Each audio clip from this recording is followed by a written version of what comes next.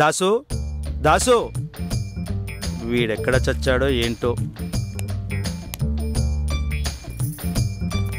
Madam water.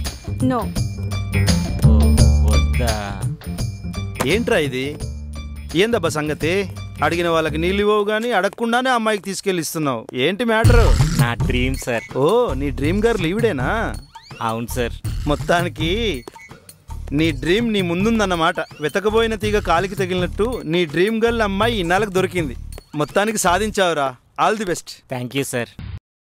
కత్తిలా ఉంది. ఈ రోజు అయితే చాలా అందంగా ఉందబ్బా. మనమే ట్రై చేద్దాం. ఎలా చేయాలి, ఎలా కెలకాలి?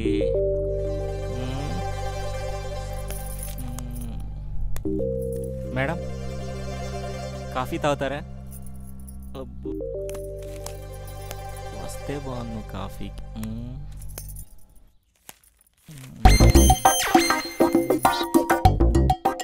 మళ్ళీ అడిగితే ఏమనుకుంటుందో. అడిగేద్దాం. Madam yes. కాఫీ కాఫీ తెస్తారా? నాతో వస్తారా? What you mean? అదే కాఫీకి నాతో వస్తారేమో. ఎలా కనపడుతున్నానరా నీకు? నువ్వు పిలవగానే వచ్చేస్తాననుకున్నావా? అంత చీప్ గా కనిపిస్తున్నానా? రాస్కెల్, హద్దులు తెలుసుకుని ప్రవర్తించు.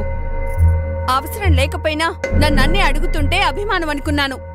అతి చనువుగా తీసుకుని నీ ఇష్టం వచ్చినట్టు ప్రవర్తిస్తే మర్యాద దక్కదు. ఇంకోసారి నువ్విలా బిహేవ్ చేశావంటే ప్రిన్సిపాల్కి కంప్లైంట్ ఇస్తాను. Mind it. ప్రతి చోట వెధవలు తయారయ్యారు.